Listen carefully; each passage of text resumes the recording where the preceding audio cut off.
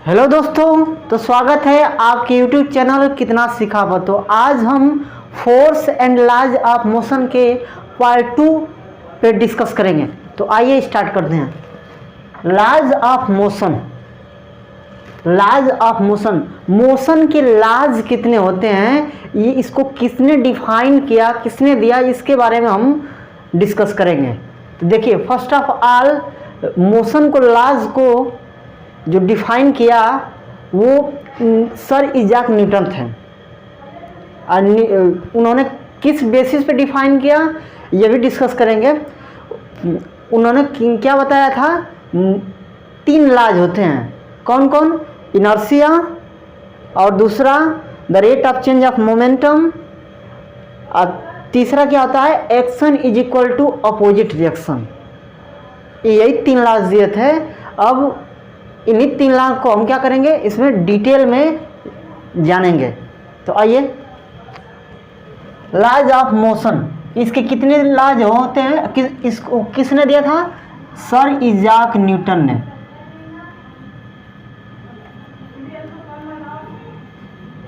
Newton. अब इसके 3 laws होते हैं। First of all Newton first law, ये न्यूटन ने दिया था तो इसीलिए न्यूटन फर्स्ट लॉ बोला जाता है। Newton first law, and second Newton's second law, and third Newton's third law. First we define Newton's first law. Newton first law,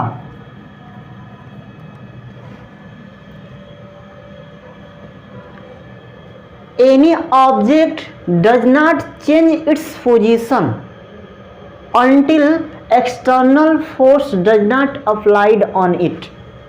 It means जब तक हम किसी वस्तु पर बाह्य एक्सटर्नल फोर्स न लगाएं तब तक वो क्या करता रहेगा, वो जिस अवस्था में है उसी अवस्था में रहना चाहेगा।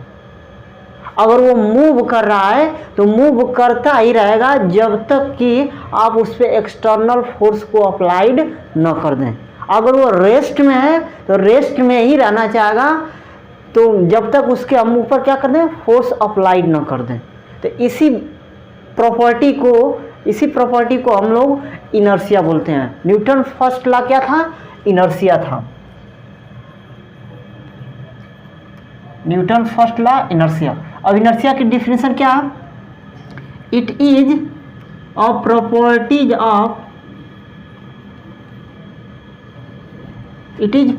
Of any object, it is property of any object to unchange its state। अब इसमें रेस्ट आर मोशन लिख लीजिएगा, rest R motion until does not applied external force upon it. फिर ध्यान सुनिए, न्यूटन फर्स्ट लॉ क्या था? न्यूटन फर्स्ट लॉ यही था कि if any object unchange its state until does not force applied on it and that property is known as inertia। Newton का first law यही था कि ऑब्जेक्ट तब तक मूव करता रहेगा या ऑब्जेक्ट अपनी स्थिति को, अपने पोजीशन को, अपनी अवस्था को तब तक परिवर्तित नहीं करेगा जब तक कि उसके ऊपर एक्सटर्नल फोर्स वाह्यबल न लगाया जाए। अगर आप उसके एक्सटर्नल फोर्स न लगा रहे हैं तो जिस अवस्था में है उसी अवस्था में क्या करेगा, रहना चाहेगा। तो इसी गुण को, इसी कैरेक्टर को, इसी प्रॉपर्टीज को हम लोग क्या बोलते हैं, इनर्शिया। तो आपसे कोई पूछ सकता है कि न्यूटन फर्स्ट लॉ क्या है, तो आप क्या बोलेंगे, इनर्शिया। इसके एग्जाम्पल देखिए, एग्जाम्पल में देखिए,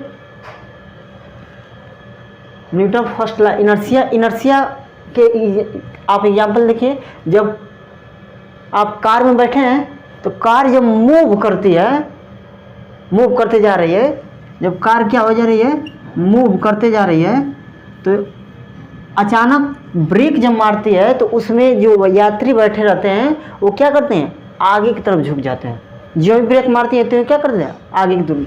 जैसे आप बाइक ही चलाते हैं, बाइक में ही देख लीजिए, साइकिल में देख लीजिए, एनीथिंग एल्स, आप साइकिल चला रहे हैं या बाइक चला रहे हैं तो आप चलाते जा रहे हैं, अचानक ब्रेक मार दे रहे हैं तो आपका मोशन क्या हो जा रहा है, आप मोशन कर रहे थे, अचानक ब्रेक मार रहे हैं तो आपका जो हाफ पोर्शन शरीर का है, यहाँ से यहाँ तक आप हेड ही मानकर चलिए, हेड क्या करेगा, आगे की तरफ झुकेगा, आप आगे की तरफ झुकेंगे। क्यों? Due to inertia of motion, due to inertia या due to Newton first law of motion. आप मूव कर रहे थे तो आप मूव करना ही चाहते थे। न्यूटन फर्स्ट लॉ यही कहता है कि जब तक आप अपनी अवस्था को नहीं बदलेंगे, कब, जब तक कि उसके ऊपर वाह बल न अप्लाइड किया जाए। अगर आप मूव कर रहे हैं तो मूव करते ही रहेंगे, अगर आप रेस्ट में हैं तो रेस्ट में ही रहेंगे जब तक कि आप पे एक्सटर्नल फोर्स के अप्लाइड न हो। तो वही बात है, ये आप जो कार में हैं या बाइक पे हैं या साइकिल पे हैं, आप मोशन में थे, अचानक ब्रेक मारे तो आप आगे की तरफ झुकेंगे। सुनो, तो यह किसका हो गया, न्यूटन फर्स्ट लॉ इनर्शिया का हो गया। ये मूव करना ही चाहता था तो मूव करता ही रहेगा जब तक कि इसके ऊपर एक्सटर्नल फोर्स न लगाया। रेस्ट में देख लीजिए, जैसे इसी वाइट बोर्ड को ले लीजिए, अगर इसको हम डिस्टर्ब ना कि इसके ऊपर एक्सटर्नल फोर्स हम न लगाएं तो ये क्या गिर जाएगा अपने आप? नहीं गिरेगा, इसका पोजीशन जहाँ है वहीं रहेगा। आप अर्थ पे कोई भी ऑब्जेक्ट, यही हाउस ले लीजिए, स्कूल ले लीजिए, बिल्डिंग्स, एनीथिंग्स, कुछ भी ले लीजिए, तो क्या रहेगा, जब तक उसके ऊपर एक्सटर्नल फोर्स आप न अप्लाइड करेंगे तब तक उसका पोजीशन डिस्टर्ब नहीं होगा। समझो ना, तब तक उसकी परिस्थिति बदलेगी नहीं जब तक कि ऊपर आप एक्सटर्नल फोर्स न लगाए। तो वो भी हो सकता है, वो किसके कारण हो जाएगा, न्यूटन फर्स्ट लॉ इनर्शिया के कारण। अब देखिए न्यूटन सेकेंड लॉ, इसको अभी और ब्रीफली डिस्कस करेंगे, लेकिन पहले मोटा मोटी ये डिस्कस कर लें। न्यूटन सेकेंड लॉ, तो न्यूटन सेकेंड लॉ देखिए क्या होता है, the rate of change of momentum, the rate of change of momentum is directly proportional to applied force। इसको F ले लीजिए, is directly proportional to applied force। तो देखिए इसको मिटा लें,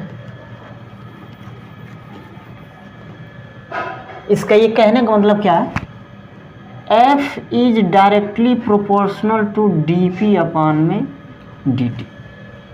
यही Newton second law of motion है कि आप मोमेंटम को क्या कर दें, चेंज कर दें। किसके रिस्पेक्ट में? अगर टाइम के रिस्पेक्ट में चेंज कर दें तो ये किसके प्रोपोर्शनल होगा, फोर्स के। अगर फोर्स को इंक्रीज करना है तो मोमेंटम भी क्या होगा, इंक्रीज होगा।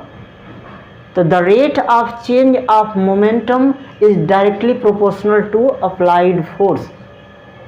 तो अगर आप इस प्रोपोर्शनल कांस्टेंट को हटाते हैं, देखिए आप कुछ भी लिख सकते हैं, dP अपान में dt, आपकी मर्जी। तो देखिए हमको यहाँ से समझना है, अगर आप फोर्स की वैल्यू इंक्रीज कर रहे हैं, first of all we increase the value of force, then the value of momentum is also increases। तो मोमेंटम की वैल्यू क्यों क्या होगी, इंक्रीज होगी। अब देखिए इसको और यहाँ से हम शॉर्ट फॉर्म में करेंगे।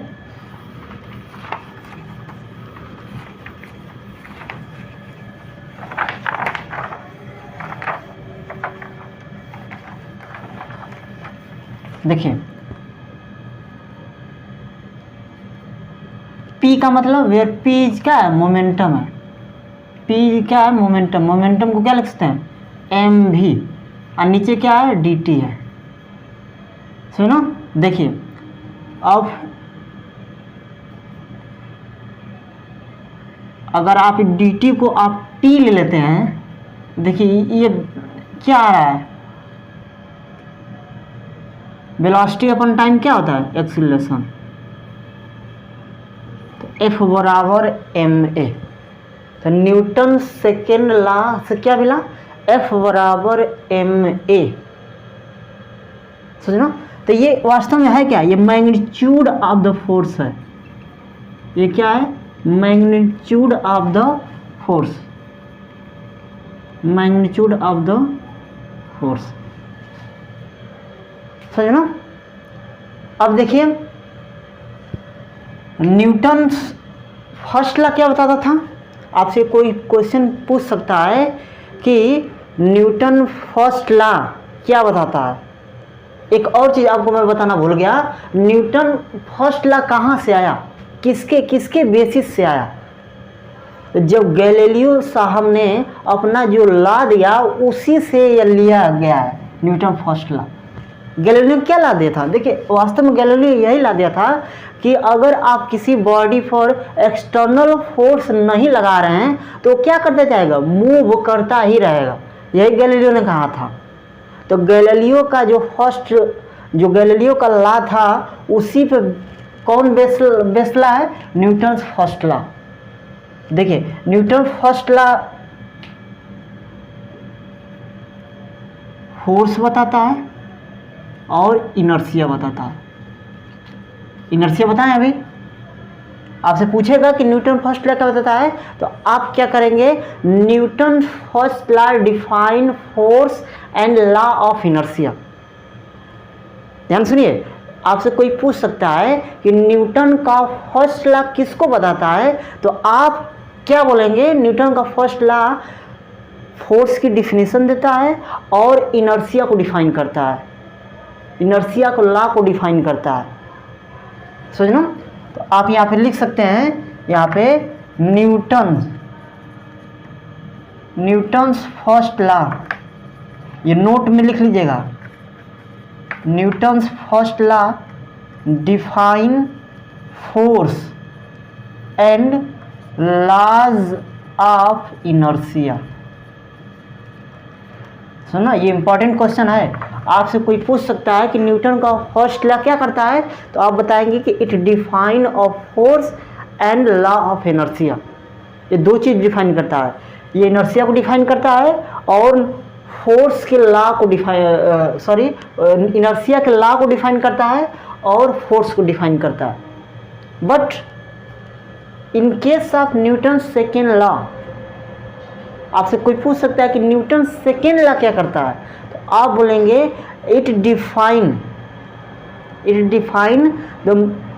Gives the magnitude of force. ये क्या करता है, ये कितना इसका मैग्नीट्यूड, कितना आप फोर्स लगा रहे हैं उसको ये क्या करता है, नॉलेज देता है, उसको डिफाइन करता है, मैग्नीट्यूड। तो न्यूटन सेकेंड लॉ क्या करता है, न्यूटन सेकेंड लॉ गिव्स, अब ये मैग्नीट्यूड ऑफ द फोर्स लिख लीजिएगा, Newton second law gives magnitude of force. समझा ना। न्यूटन फर्स्ट लॉ क्या करता है, फोर्स को डिफाइन करता है, लॉ ऑफ इनर्शिया को डिफाइन करता है, और न्यूटन सेकेंड लॉ करता है, मैग्नीट्यूड को डिफाइन करता है। हाँ, अब न्यूटन सेकेंड लॉ पे आइए, यही बता रहे थे। न्यूटन सेकेंड लॉ क्या है, the rate of change of momentum is directly proportional to applied force. अगर आप किसी ऑब्जेक्ट पे क्या करते हैं, फोर्स लगा रहे हैं, तो उसका क्या हो जाएगा, मोमेंटम किसके रिस्पेक्ट में हो जाएगा, टाइम के रिस्पेक्ट में हो जाए, तो किसके प्रोपोर्शनल हो जाएगा, फोर्स के। तो rate of change of momentum, जब किसी भी ऑब्जेक्ट पे मोमेंटम लगा रहे हैं और किसके रिस्पेक्ट में लगा रहे हैं, टाइम के रिस्पेक्ट में लगा रहे हैं, तो उस समय जो फोर्स अप्लाइड होगा वो इसके प्रोपोर्शनल होगा। सुनो, इसकी वैल्यू, कहने का मतलब F बराबर ma कह सकते हैं, या कहने का मतलब जब फोर्स को बढ़ा रहे हैं तो मोमेंटम भी बढ़ेगा या एक्सीलरेशन भी बढ़ेगा। जब फोर्स लग रहा है तो एक्सीलरेशन भी बढ़ेगा, समझो। अब देखिए न्यूटन्स थर्ड लॉ देखिए,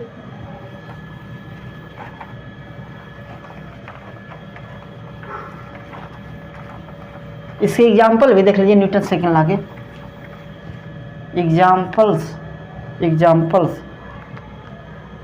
जो रॉकेट आप लॉन्च करते हैं, जो रॉकेट लॉन्च होता है, जैसे मून पे जाता है, मंगल पे जाता है, तो वो जो रॉकेट लॉन्च होता है वो कंजर्वेशन ऑफ मोमेंटम होता है, समझ लो। तो यही मोमेंटम के बेस पे क्या होता है, लॉन्च किया जाता है। तो आप पहले इसका एग्जांपल देख लीजिए न्यूटन सेकेंड लॉ का। जैसे आप मान लीजिए कोई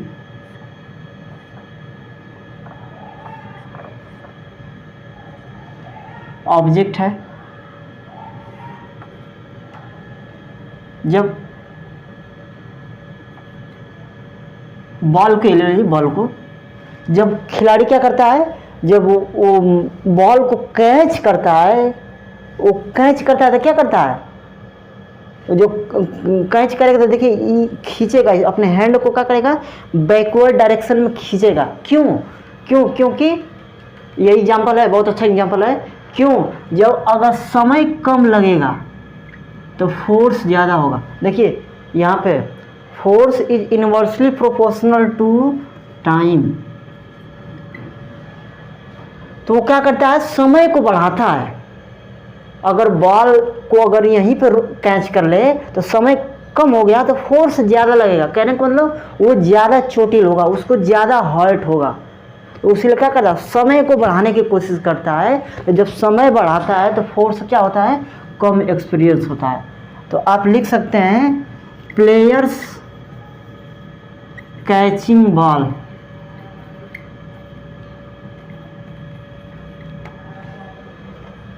समझ ना। और जो जंप करते हैं किसी सरफेस पे,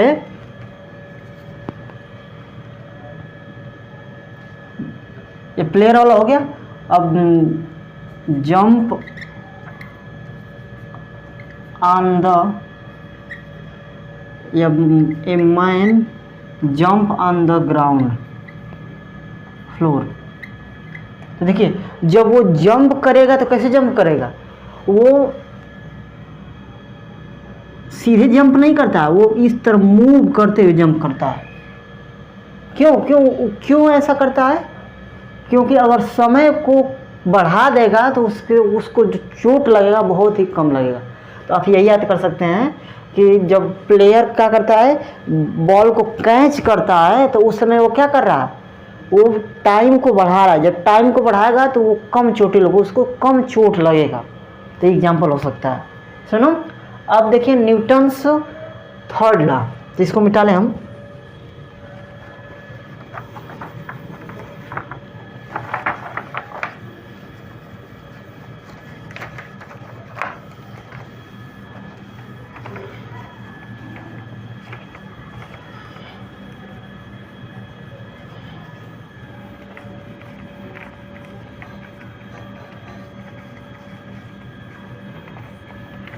न्यूटन्स थर्ड लॉ देखिए, न्यूटन्स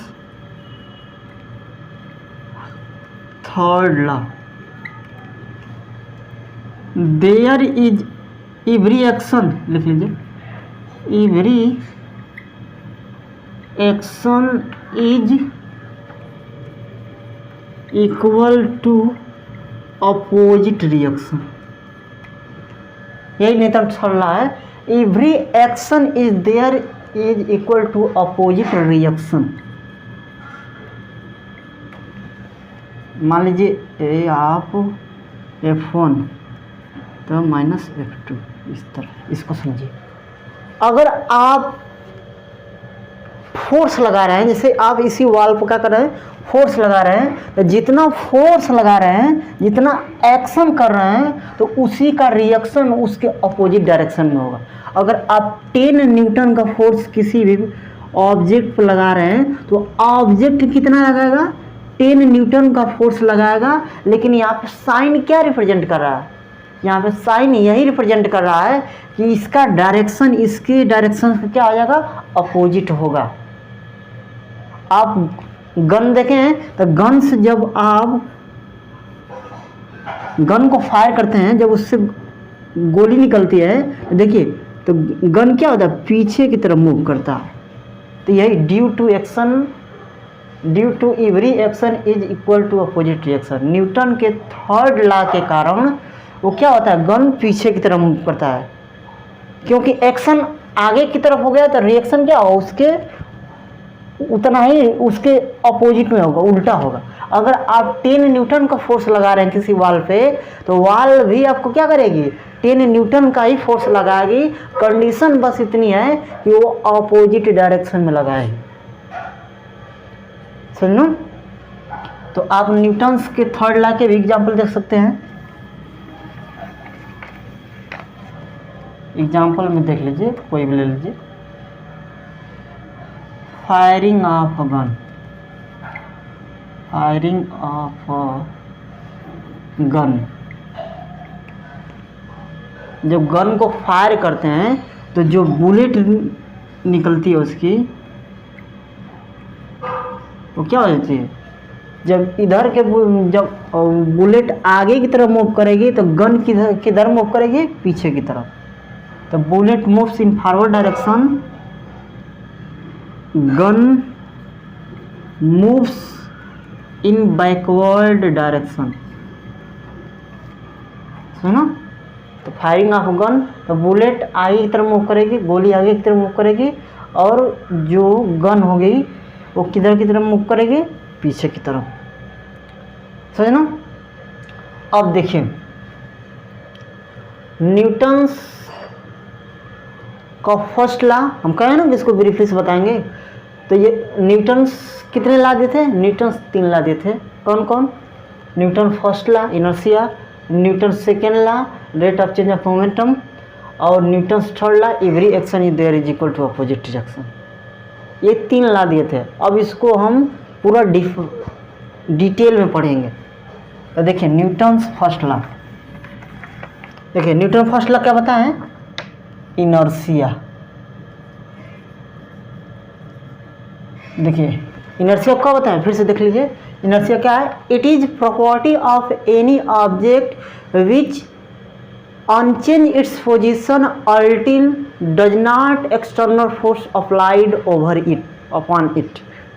It means यह वस्तु का एक ऐसा गुण है कि जब तक किसी वस्तु पे हम वाह बल न लगाएं तब तक वो क्या करेगी, अपनी स्थिति अपने पोजीशन को परिवर्तित नहीं करेगी। अगर वो मूव कर रही है तो मूव करती ही रहेगी, अगर वो रेस्ट में है तो रेस्ट में ही रहना चाहिए। तो ये इनर्शिया था। तो टाइप्स ऑफ इनर्शिया आप लिखेंगे, क्या लिखेंगे, टाइप्स ऑफ इनर्शिया।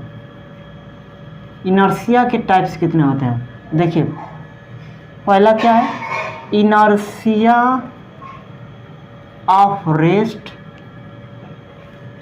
और दूसरा क्या है, इनर्शिया ऑफ मोशन, और तीसरा क्या है, इनर्शिया ऑफ डायरेक्शन। ओके ना। अब इनर्शिया ऑफ रेस्ट क्या है, इनर्शिया ऑफ मोशन क्या है, इनर्शिया ऑफ डायरेक्शन। ये इनर्शिया के काइंड्स हैं। तो देखिए रेस्ट है, रेस्ट मतलब कोई भी ऑब्जेक्ट या कोई भी वस्तु क्या है, रेस्ट में ही रहना चाहेगी जब तक उस पर वाह बल न लगाया जाए। तो अब क्या लिख सकते हैं, इनर्शिया ऑफ रेस्ट को क्या डिफाइन कर सकते हैं, यहाँ से लिख देना है, या लिखिए, it is property of any object, it is property of any object to become in rest until doesn't force applied, यहाँ पे एक्सटर्नल कर लीजिएगा, external force applied. It means यह एक ऐसी वस्तु का गुण है, एक ऐसा वस्तु का नेचर है, स्वभाव है, प्रवृत्ति है कि वो रेस्ट में ही रहेगा जब तक उस पर एक्सटर्नल फोर्स हम न लगाएं। It is property of any object to became in rest until does not force applied on it.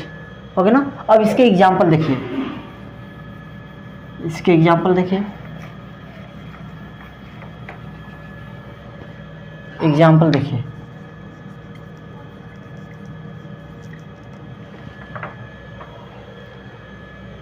अगर आप बस में बैठे हैं, बस स्टैंड पे जाते हैं, तो आप बस में बैठते हैं तो बस अभी रेस्ट पोजीशन में है, और जो ही क्या करती है वो स्टार्ट करती है, मूव सडनली स्टार्ट हो गई, तो आप क्या करते हैं, पीछे की तरफ घूमते हैं, पीछे की तरफ क्या होते हैं, झुकते हैं। आप बाइक में हैं, बाइक रेस्ट पोजीशन में है, अब बाइक सडनली स्टार्ट हो जाती है, तो आप किस तरफ मूव करते हैं या किस तरफ झुकते हैं, बैकवर्ड डायरेक्शन।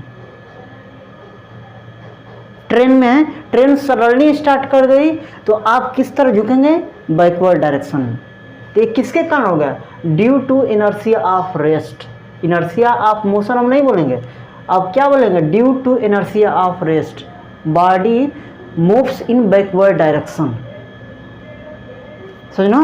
तो आप लिख सकते हैं एग्जाम्पल में, व्हेन बस और ट्रेन, आप जो भी लिख सकते हैं, व्हेन बस और train suddenly to take start, then passenger moves in backward direction, backward direction। ये क्यों होता है, कारण क्या है, कारण क्या लिखेंगे, due to inertia of rest. अब ये समझिए ये क्यों होता है। देखिए आप बस में बैठे थे या ट्रेन में बैठे थे, और ट्रेन क्या थी, रेस्ट पोजीशन में थे, तो आप वही क्या चाहेंगे, आप भी रेस्ट में थे। जब बस रेस्ट में है तो आप भी रेस्ट में है ना, तो आप भी रेस्ट में है, बस भी रेस्ट में। सडनली क्या हो गई, बस या ट्रेन क्या करी, स्टार्ट हो गई, तो आप रेस्ट में ही रहना चाहेंगे जब तक कि आपके ऊपर एक्सटर्नल फोर्स न लगाया जाए। तो आपके ऊपर कोई एक्सटर्नल फोर्स लगाया नहीं, तो वही पोजीशन आप अपनी बनाना चाहेंगे ना, पोजीशन आप अपनी बनाना चाहेंगे, तो उसी के कारण वो क्या करेंगे आप,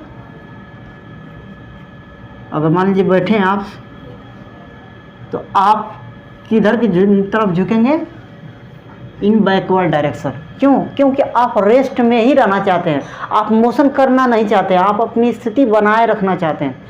यही इनर्शिया कहता है ना, कि जो जहाँ है वहीं रहना चाहता है, जिस पोजीशन में है उसी पोजीशन में रहना चाहेगा जब तक कि उसके ऊपर वाबल एक्सटर्नल फोर्स न लगाया जाए। तो it should also in remain in position. सुनो, यह भी क्या करना चाहेगा, अपनी पोजीशन को बनाए रखना चाहेगा। अगर ये रेस्ट में है तो रेस्ट में ही रहना चाहेगा। सुनो दूसरा एग्जाम्पल देखिए, बीटिंग या beating on a mat, then dust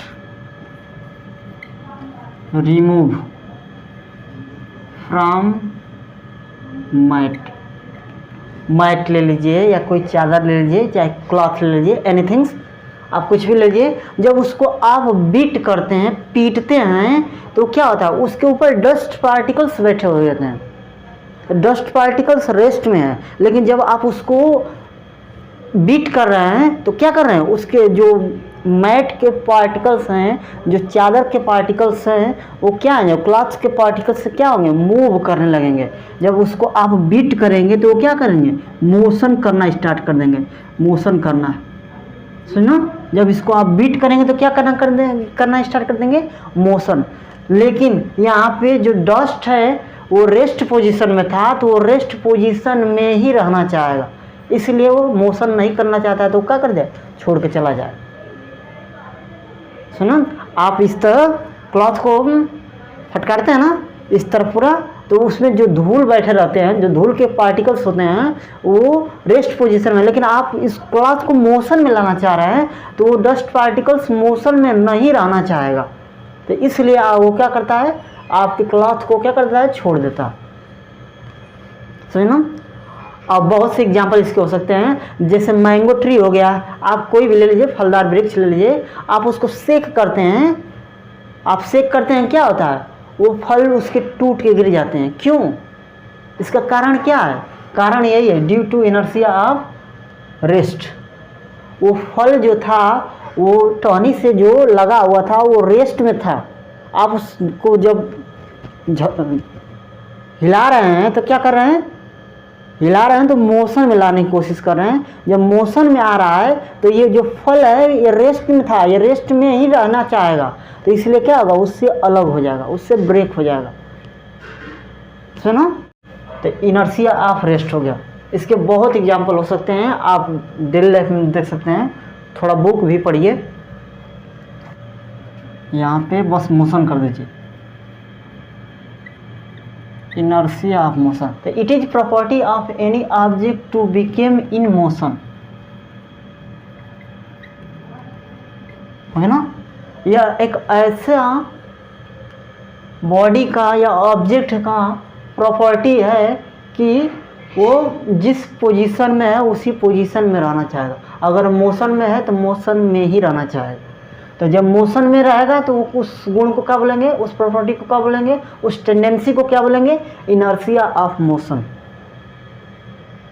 सुनो, इसका अच्छा खासा एग्जांपल, आप जब आप बाइक पे दो फ्रेंड बैठे रहते हैं, तो एक फ्रेंड बाइक चला रहा है, तो उसका जो बगल में पीछे वाला फ्रेंड जो बैठा रहता है, वो अचानक जब सडनली ब्रेक मारता है तो पीछे वाला फ्रेंड क्या करता है, या दोनों लोग क्या करते हैं, आगे की तरफ झुकते हैं। तो ये जो यात्री होते हैं कहाँ की तरफ झुकते हैं, आगे की तरफ। बस में यात्री बैठे रहते हैं, तो जब बस वाला ब्रेक मारता है तो उसमें सभी बैठे यात्री कहाँ झुकते हैं, आगे की तरफ। क्यों, इसका कारण क्या है, क्योंकि ये सभी यात्री मोशन में थे और ये अपनी स्थिति को बनाए रखना चाहते थे। ये सभी यात्री क्या करते, किस में थे, मोशन में थे, ये मोशन में ही रहना चाहते थे। लेकिन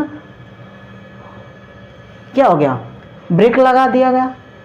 जब ब्रेक लगा दिया गया तो ये क्या कर, मोशन में ही रहना चाहेंगे जब तक कि एक्सटर्नल फोर्स ना लगाया जाए।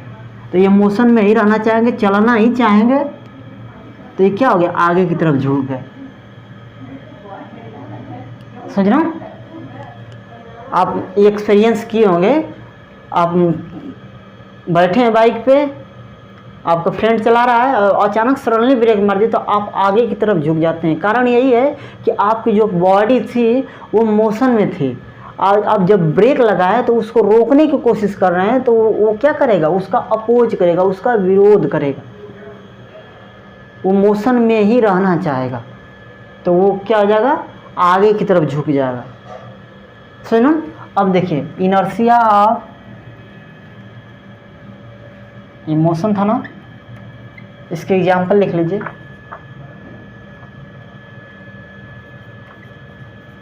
When bus in motion then it requires suddenly brake, या इट अप्लाइड ब्रेक, कोई भी लिख सकते हैं आपको मुझे। When a bus in motion then it requires suddenly brake, then passenger moves in forward direction, उसमें बैकवर्ड था, इसमें क्या है फॉरवर्ड डायरेक्शन। क्यों? Due to inertia of motion. ये आपसे पूछा जाएगा सब, इनर्शिया ऑफ मोशन क्या है, इसके एग्जाम्पल्स क्या हैं, सुनो तो आप बताइएगा। अब देखिए तीसरा देखिए, ये तीसरा देखिए, इनर्शिया ऑफ डायरेक्शन। ये डायरेक्शन क्या है, इनर्शिया ऑफ डायरेक्शन। देखिए, it is properties of any object to oppose the change in direction. ये दिशा परिवर्तन का करेगा, विरोध करेगा, समझे ना। It is tendency to oppose the change in direction, change in direction. अब इसका देखिए, इसका एग्जांपल देखिए, आप एक स्ट्रिंग में स्टोन बांध लीजिए और उसको क्या करिए, सर्कुलर पाथ पे रिवॉल्व कराइए, इस तरह कुल मिलाकर, इस तरह करने का मेरा मतलब है, इस तरह रिवॉल्व कराइए। तो देखिए ये आपका हैंड है मान लीजिए, तो देखिए एक इस पॉइंट पर अगर इसकी वेलोसिटी हम देखेंगे तो किधर है, इधर है, और इस पॉइंट पे इसकी वेलोसिटी किधर है, इधर, इस पॉइंट पे इसकी वेलोसिटी किधर है, इधर है, और इस पॉइंट पे इसकी वेलोसिटी किधर, इधर।